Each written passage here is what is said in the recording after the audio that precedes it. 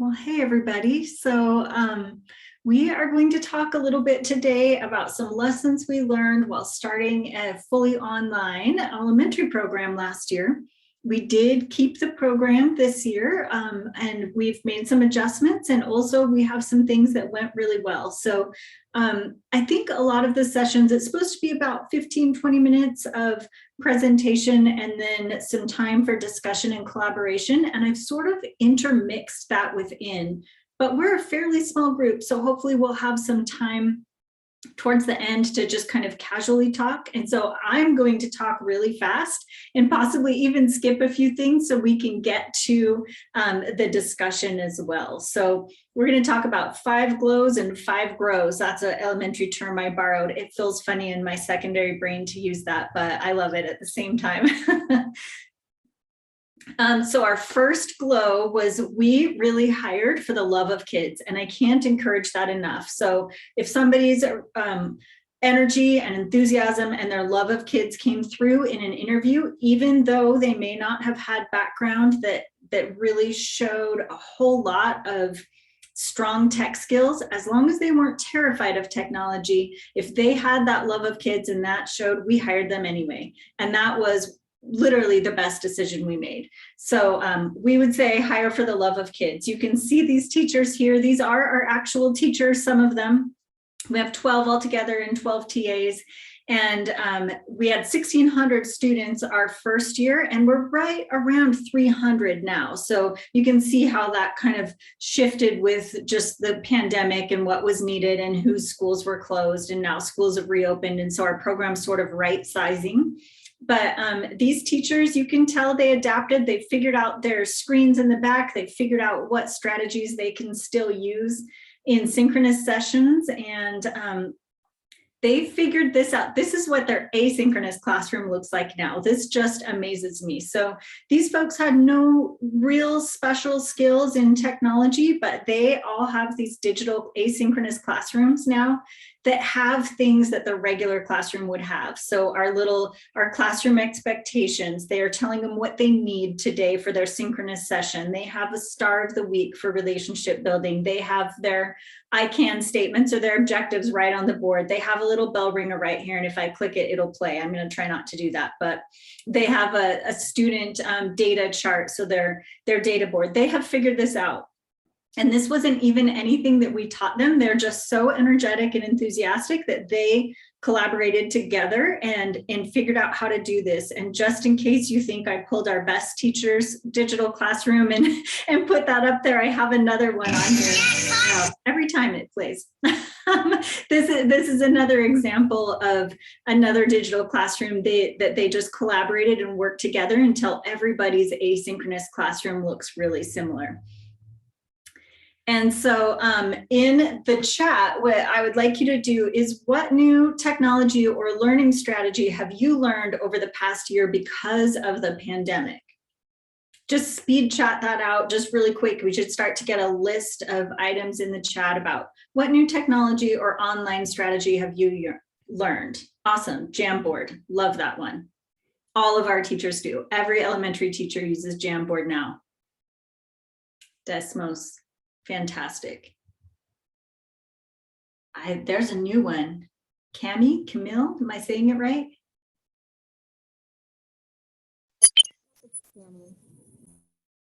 Thank you.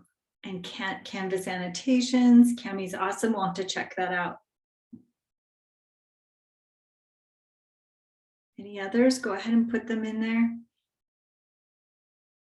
And so the point of this activity, of this speed chat, oh yeah, Zoom has so many options. The point of this speed chat is that we've all learned new technology from the pandemic. We've had to learn new things. We've had to come up with new things. But what's one core belief that you have about education or students that has stayed the same?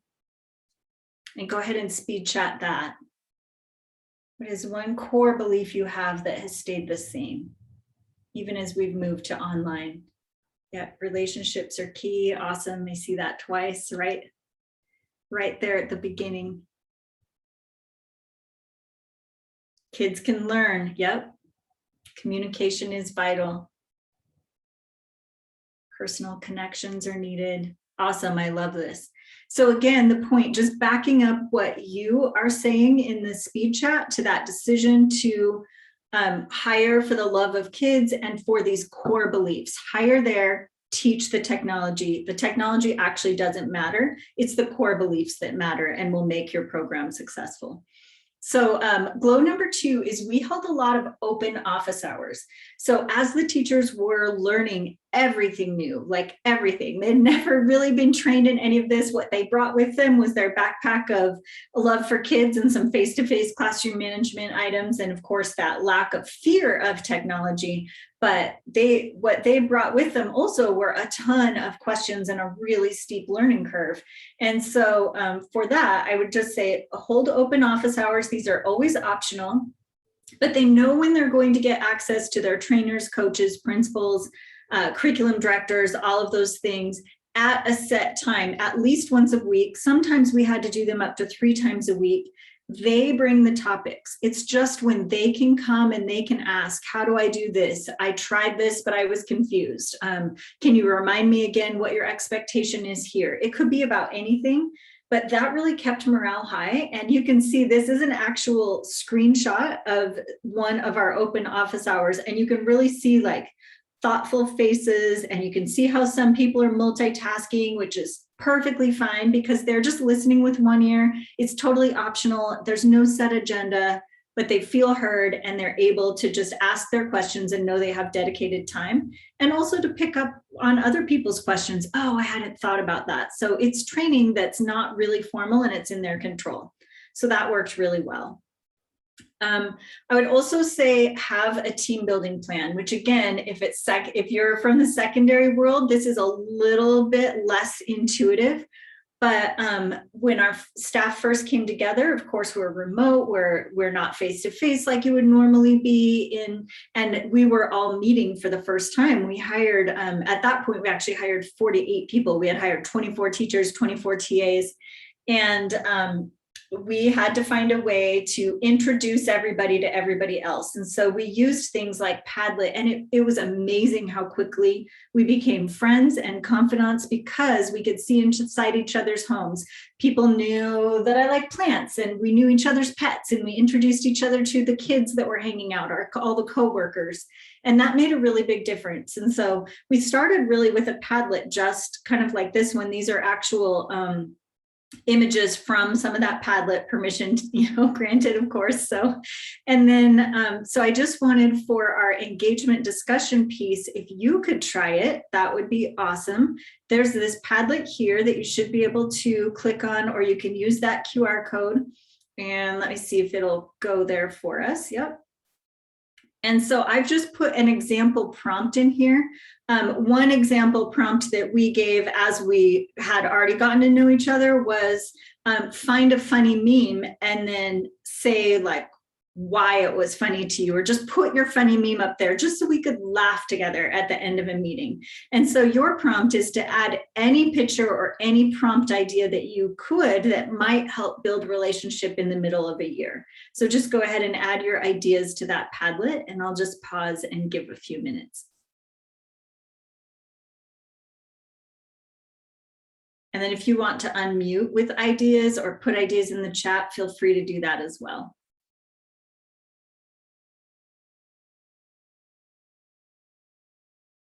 That's a super cute meme. Werewolf.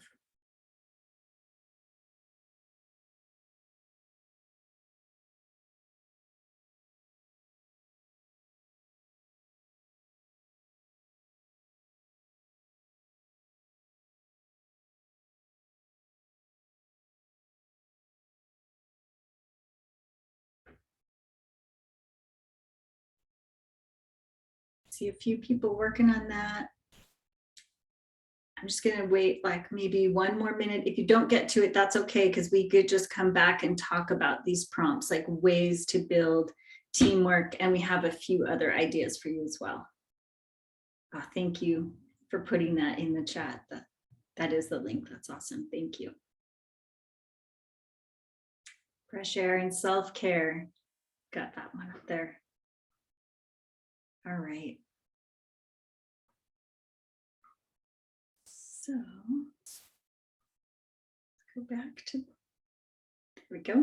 Another thing that we did as we got going is we started to have things called Teacher Spotlight and Graffiti Wall. And I definitely can't take credit for this. This is our awesome learning coach and our instructional coach for elementary who came up with this, but she would put one teacher in the spotlight, like for just our regular collaboration, you know, how you still would have meetings with them each week, like collaboration and PD meetings, and she would have a teacher in the spotlight and the teacher would fill this out and then we would just kind of go over it. So just another fun way to really get used to getting to know each other a little bit better. I did take off this teacher's items just because I was like, I didn't know she would want that out in the big wide world, but these were the questions that we used and you are free to steal and copy those in that idea. We also had a graffiti wall, which was super fun. This is just a Jamboard.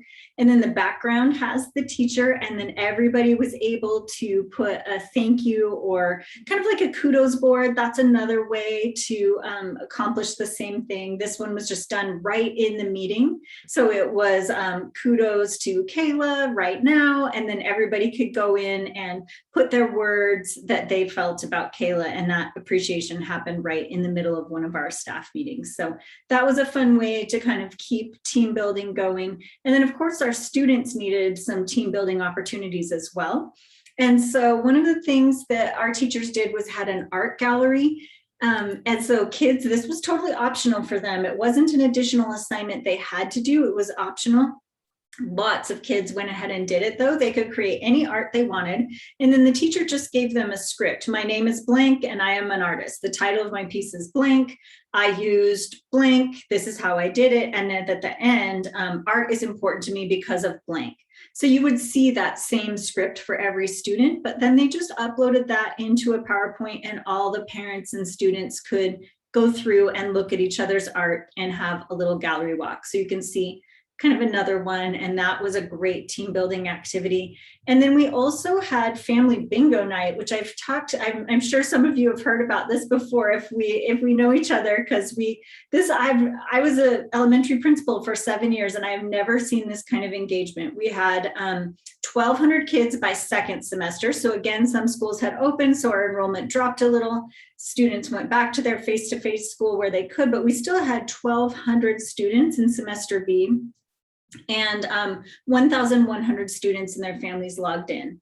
I just never had that kind of a turnout before on any sort of family engagement item. And I didn't have media releases for the kids, but we did for the teachers. And so there's the teachers, they dressed up, they had fun backgrounds, they just played bingo just in their classroom. So the kids just went to their homeroom, their regular homeroom with families, and then there were all the teachers, they had little bingo dance parties. It was so fun. And we are doing it again on November 4th. So that is a strategy that is still going, all about team building still. Our glow number 4 is to prioritize synchronous sessions. You really can't probably run an elementary 100% asynchronously, or maybe you could, but for us, the synchronous sessions have just been, parents loved it, the students loved it, and then teachers just felt more comfortable because all of those familiar face-to-face strategies that they have can be reutilized, and they basically work in a synchronous session, so you could do them online. So that would be one thing we would recommend. And there's some feedback here. I'm going to skip really quick over this because you could just read it later if you have access to the slides. My favorite one, though, is from this particular student who said, the student's favorite thing about this program is that he has 4 teachers, my mom, ELA, math, and at elementary school, which meant the face-to-face school. And that just really highlighted how much of a partnership it became and how it kind of became that dream thing of where the parents are really involved.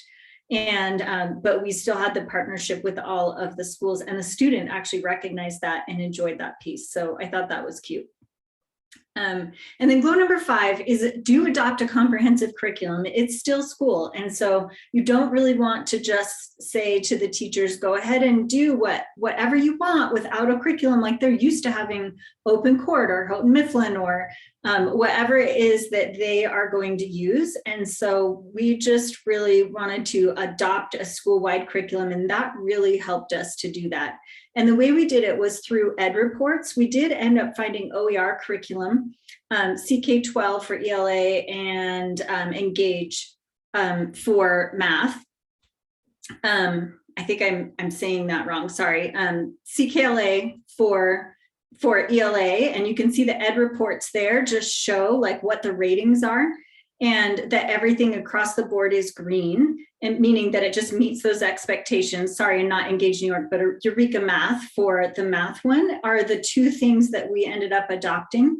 And that just really gave teachers that kind of the foundation that they needed to go ahead and plan their synchronous sessions and make their online assignments and do all those things with confidence, so that they could really know that they were providing what was expected. And so that is something I would really encourage. Just adopt a curriculum and run it through ed reports, and make sure that that way you are ready to go with a curriculum that meets the needs. So I just put this here, edreports.org, and would encourage you to bookmark that if you haven't heard of it, because you can probably search any curriculum and find out a ton of information on if it's comprehensive and it's been rated, you know, in all sorts of different ways. So you can really get a good picture of if that curriculum will work online for you and if it's going to be comprehensive enough.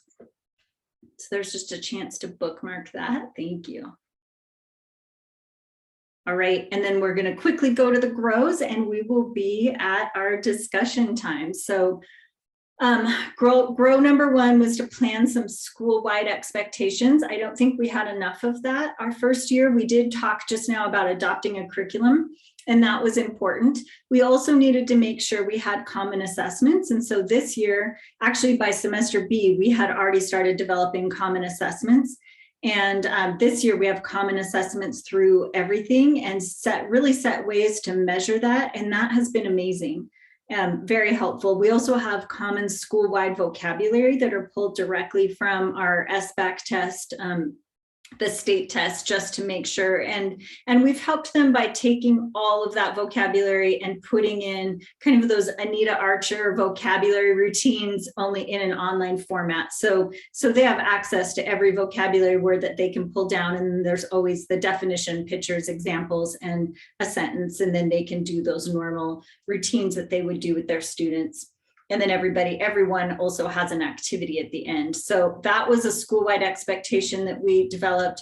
Schoolwide incentives and kind of that overall larger behavior management plan. It works in face-to-face. It also works in the online world. We just had to come up with some ways. You can see on this little chart, there are some things that are money a little bit, right? Like you could get an IDLA pencil and a note card or whatever, but there are also things that are those non-money time and relationship things, like lunch with your principal, a game that you get to lead, or time with the teacher, things like that, a badge in Schoology, just a virtual little badge of honor. And so those are things that I would recommend as part of school-wide expectations. And then we also moved this year to K through 5. K through 5 is so much easier to group than K through 6. K through 6 is where we started, and we really found that a lot of sixth graders, if they were in a middle school in their face-to-face school, they really resented being called elementary, and that sixth graders are, for the most part, they are ready for more of a little bit of a secondary experience, even online. So we would encourage keeping it K through 5, and it makes for some nice groups, you know, 2 groups there, 3 groups, obviously, but K through 6 is awkward because that's actually 7 grade levels, and you can never really group it quite right. So we struggled with that, moved it to K through 5, and that's been better for us this year. You'll also want to plan your structure carefully around like who gets a TA and how many students you could have. Just really think about who are your neediest students. How will collaboration happen? Will you have grade level bands or teaching teams? Will you be sharing students? Will it be kind of like a secondary setup, or more like elementary and homeroom where one teacher teaches all the subjects? That was something to really consider your staff, consider what you can support, and just kind of think through all the scenarios. We pretty much kept our original scenario, which is teaching teams. So we have an ELA teacher and a math teacher, and they share students. But we definitely learned that you need to have smaller class sizes in kindergarten. We weren't really thinking that that would be true at first, because we were thinking like, in face-to-face, you have zippers and you have to teach them how to line up, and you have to do all of these things that will kind of be taken out of the picture. And then the parents are really there for the younger students, which is true. The parents were in most cases pretty good about being present for the tiniest students to get them started. But what also happened is those parents have like 1,000,001 questions. So where a fifth, fourth grade teacher might answer 2 or 3 phone calls a day, the kindergarten teacher literally had to do like 30, because the parents were asking, needing help, needing more and more things. And so it was really like so much time with parents that we learned that you had to keep those class sizes smaller. We probably should have known that. But anyway, that was one of our grows. And then grow number 4 is have some really clear partnership agreements. So if you're providing this service for face-to-face schools, like maybe they just have a couple students who still want to go online, really be sure to know who's going to provide the 504 IEP service, who's going to actually talk to everybody about what is service time on the IEP versus just an accommodation implementation, who's going to handle state mandated testing, how will you share data back and forth, who will do the report card, just really making sure that there's very clear expectations between all of your partners was one of our grows. And then our last grow is not to respond to every single concern that comes your way the first year. Like you might get a million we oughtas, we shouldas, could we do this differently? Such and such isn't working, but change fatigue is actually a very real thing. And you'll want to just pause and use data, not emotion, to drive that change. And so we would just encourage deep implementation of the strategies that you already have set, and then moving beyond that into kind of, okay, we did this survey, and based on the survey results, that's why we'll change. Or based on our testing data, that's why we'll change. But not to just change to the loudest person who happened to complain the most, just because then you'll get 5 others complaining that the change was happening. So just really take a breath and try to use the technology you have and deeply implement what you started with. And so with that, there is a poll, and that will help guide our discussion. And like, which grow was most thought-provoking? And I think that I will be able to share the actual poll as you do this, and we can see, and then we could just start talking about, maybe everybody could just unmute and we'll just talk about either questions you have or ideas that came up as you saw this. Let me see if I can get over to the survey.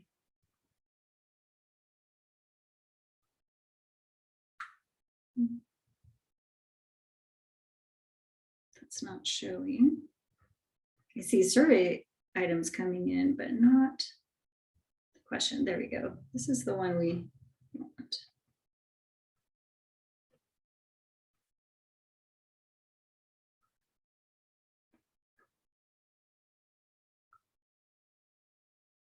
So far, don't respond to every concern is leading the way.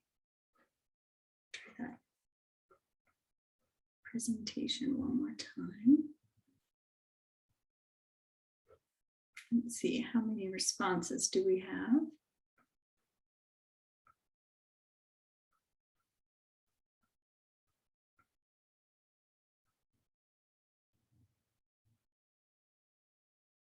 Oops. There we go.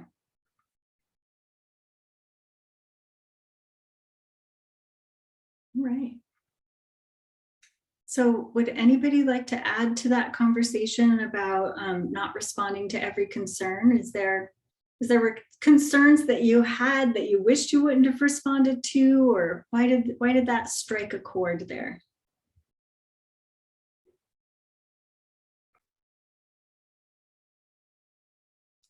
Jolene, I think I'll chime in here. There has been a lot of change just because of the pandemic. And so some of the changes had to be because you had to do it. There was really no choice but to change and adjust. And as the friends pivot, you know, with the couch, you're trying to pivot and you really can't get it to move, but you have to do that. So with that being in an online environment, when everybody went to remote learning, I don't know if you felt this, but it seemed like everybody became an expert in online learning and had their input on things that needed to be done. And they didn't necessarily have the experience or the research to back it up. And so you saying that was like, I don't know, it was permission to be okay that we did not respond to every concern. It was like, oh, they did that too. And it was just like, okay, what a relief. So Yeah. that's why it resonated with me. Awesome. Thank you. We definitely, we started to respond. That's why it was a grow for us. It felt like we started to respond to every concern. And even when we made genuinely good changes, like we went from Blackboard Collaborate to Zoom. And trust me, that's good, because in Blackboard Collaborate, like you can only see, I think it was something silly, like 6 kids at a time. And so cameras weren't on and you couldn't tell if the student was even in the room. And when we switched, it was awesome, but still our parents were like, it's great, but can't you just leave things alone? And from then on, we were like, okay, change fatigue is happening. We need to slow down. We need to make sure we only change if it's really, truly essential, and to space that change out. And that really, really helped us to just kind of keep everybody happy and calm. Anybody else have a comment about one of these? Planning structure carefully, maybe? Somebody want to say anything about that? Things that you thought of or didn't think of?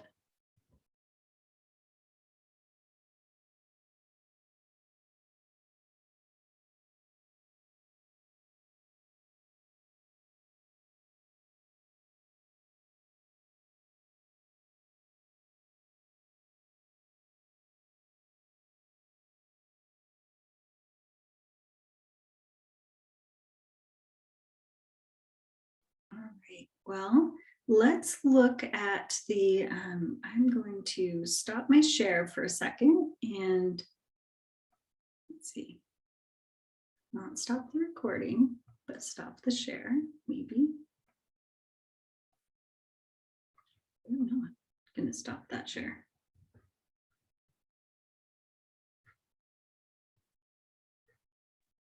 I was wondering if we could, oh, there it is. Maybe we could look at that, the takeaway reflection paper that's in the chat, and just reflect on or type in the chat or unmute and just talk about what is one key takeaway that you would take with you. What is the one thing you're going to take with you if you do start an elementary program, or if you already have one, that you'll look at moving forward? What is one thing that you would take away?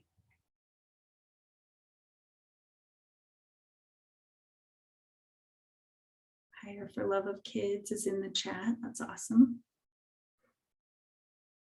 That is probably our number one. I would say that would be the number one for us too.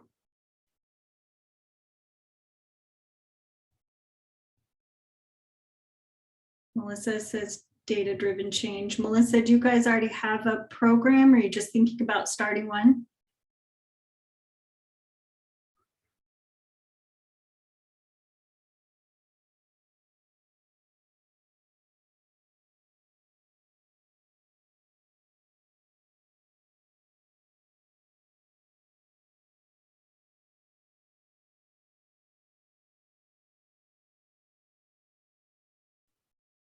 Awesome. You're probably ahead of us. I'm sure you have some glows and grows too, Melissa, that you could share with us.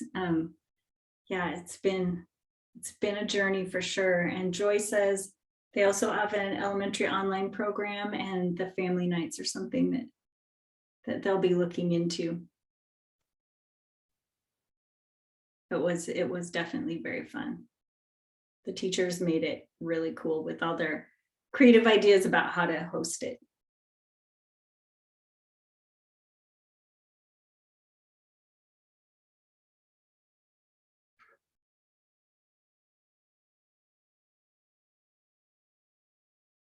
All right, let's look at that very last question. And for this one, we have another comment in there. I'll come right back to that, but I think I will send you to, we have 10 minutes left, so I'm going to send you to breakout rooms, and you could talk together, just random breakout rooms. We'll do it in just a second. Talk together in your group about how you could take best practices from face to face and still apply it to elementary. Which best practices that you already know about just carry right over, because I feel like that's that extra punch on your car wash card for the free car wash or the free coffee, right? If you just take strategies that they're already good at and slip it right into your program. And so identifying as many of those as possible is really helpful. And then Rebecca says that she's an instructional designer and they're going to expand course offerings into elementary. Awesome. Yeah, it's so different, but so many of the strategies still do apply. And so let's go into breakout rooms for just like 5 minutes, and we'll do 4 breakout rooms and we'll go. All right, we'll see you back here in about 5 minutes.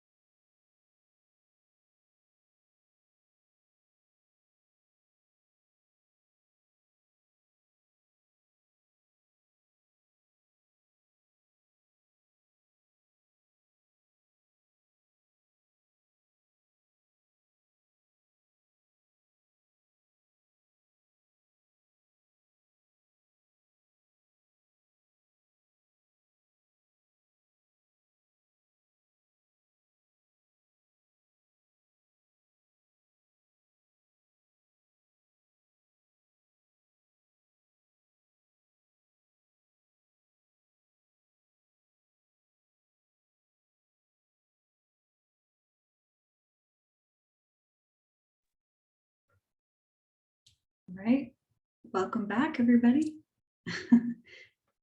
And that is really the conclusion of the presentation. I know there will be another presentation, I think, using this room right after. So we want to make sure we end right on time or even a little early, because I noticed they only have 5 minutes between the times before somebody else needs this room.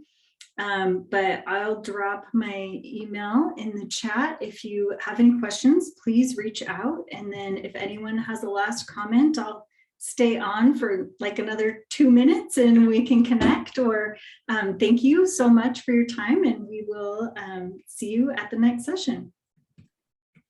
Thanks so much, Jolene. Those were some really great lessons learned.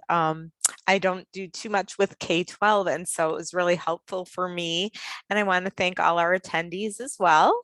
And I'll go ahead and stop the recording. Thanks, everybody. Thank you.